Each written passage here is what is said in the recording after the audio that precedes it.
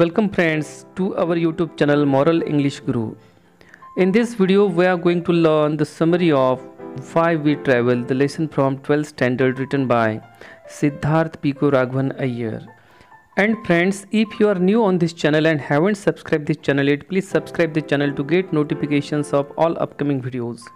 So let's begin the summary of the lesson or essay Why We Travel by Siddharth Pico Raghavan Iyer.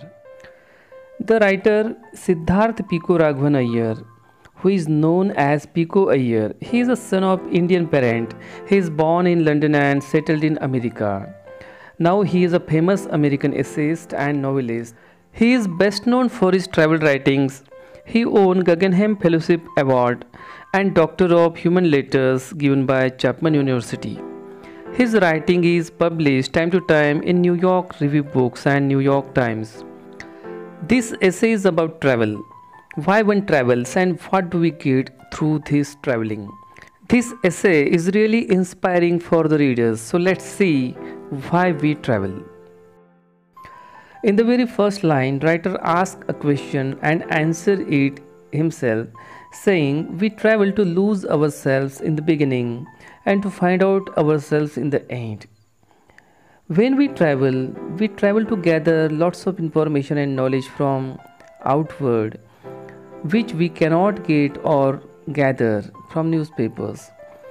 There is lots of information and riches dispersed in the world, and we travel to gather all these riches and bring them to home. When we travel, we feel young. When we travel, we lose ourselves in the past memories, and we feel very happy. In this essay, writer has given so many examples from different writers and their experiences about travel. George Santayana, in his figurative essay Philosophy of Travel, he says we travel to enjoy our loneliness aimlessly with some hazard. It means when we travel alone in a loneliness and aimlessly, there is no aim. That time that travel gives us enjoyment. Such travels are dangerous also, as it brings some hazards, some dangers also. According to George Santayana, such travels, which are full of enjoyment and hazardous experiences, sharpen the life and sharpen the side of life. It gives more experiences and makes our life rich. Sometimes some journeys are undertaken desperately without any reason. People go on traveling, they know the dangers in their way, but they don't bother. Writer has distinguished between travel and travel. Travel means to go wherever we wish to, and travel means laborious efforts, some agonies or troubles we get through something. Travel maintains balance between wisdom and compassion. We travel to look outward clearly. When we see the world, we must feel it, and if we don't do the same, we are uncaring. That means we are going outward looking something and not feeling it. That time we are said to be uncaring. And sometimes what happens, we feel the world. We can feel the world, but we haven't seen that world. So this state is considered the state of blindness. With the help of this example, writer wants to say when we travel, when we go on traveling, that time we have to watch so many things, but beside watching we have to feel what we watch. If we are not watching or if we are not feeling the thing we watched, that traveling can't be a fruitful traveling, successful traveling. So to make a traveling successful, we have to watch everything and feel it also. Writer asks us to put aside or leave our beliefs and assumptions at our home when we go on travel. And he tells us to look at everything with crooked angles. When we put our beliefs and assumptions at our home and go on traveling, our mind is empty. There are no notions, no ideas about anything. And whenever and whatever we see, we feel very happy. But when our minds are full of beliefs and assumptions, and if the thing we watch is not that much powerful, that much appreciable, that much good looking, we feel sad. That's why writer advises us to put our beliefs and assumptions at our home and look at everything with crooked angles. Sometimes what happens, whatever we see, that is not the reality. reality is different and we see that is different. So writer has given us advice. He has told us if you are on travel, the main motive of your travel should be seeking knowledge from different things. And so in such situations we should look at everything with crooked angles. Our eyes, our sight shouldn't be straight, it should be crooked. It should have different dimensions. Now writer has differentiated between traveler and tourist. Tourist is different from traveler. Tourist is full of beliefs and assumptions. He has not put his beliefs and assumptions at home. And as he is full of beliefs and assumptions, he cannot get pleasure from some sights. Whenever he watches some sight, he doesn't feel happy. He feels that his home is different from this place. His home was better than the place. And so all the times tourist is not happy. On other side, a traveler is satisfied and he keeps on gaining pleasure from the worst side. Though the sight is not good, he is not unhappy. He is always happy and he goes on collecting different knowledges from different things. So this is the difference between a traveler and tourist. So the writer advises us to be a traveler, not to be a tourist. That is the traveler who finds similarities in all the places like Cairo, Cuzco, Kathmandu. Here writer compares passport with a diploma. He says passport is just like a diploma. After getting passport, one has to travel a lot. We have to complete some crash course. It is just like a crash course of achieving knowledge, getting knowledge of cultural relativism. We have to find out different cultures. We have to study different culture. It is just like a diploma that we have to complete after getting a passport.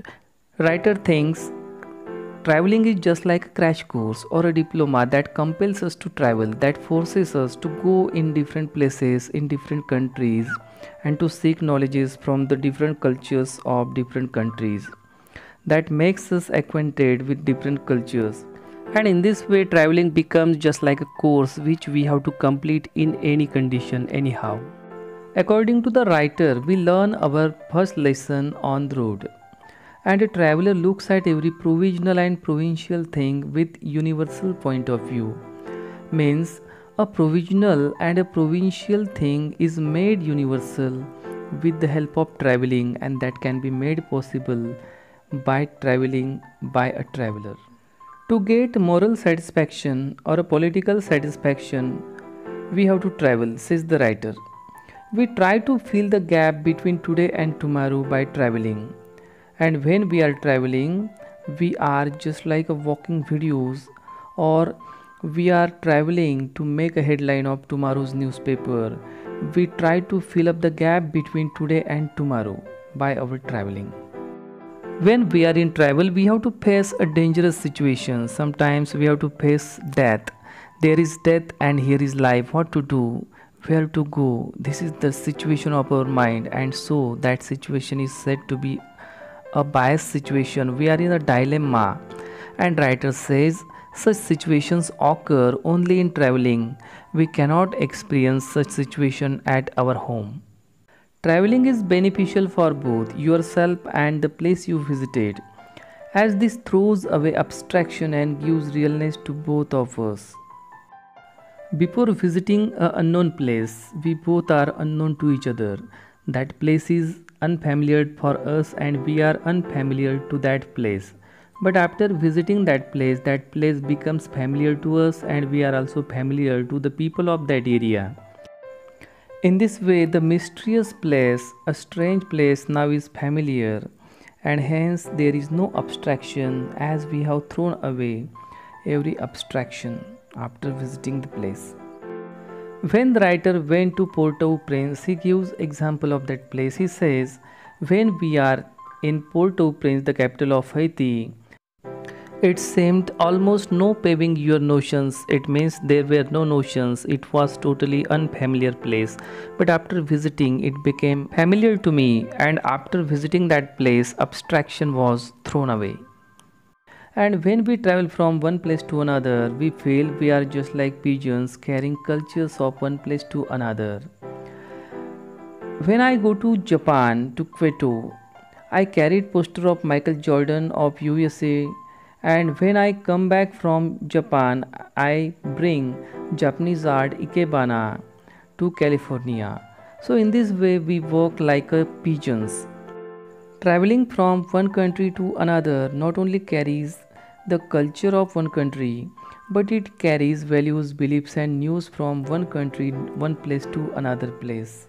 So, by carrying such culture from one place to another, or some news, some beliefs, and some values from one place to another, that helps the people of a visited country, visited place to cross the homeland limits.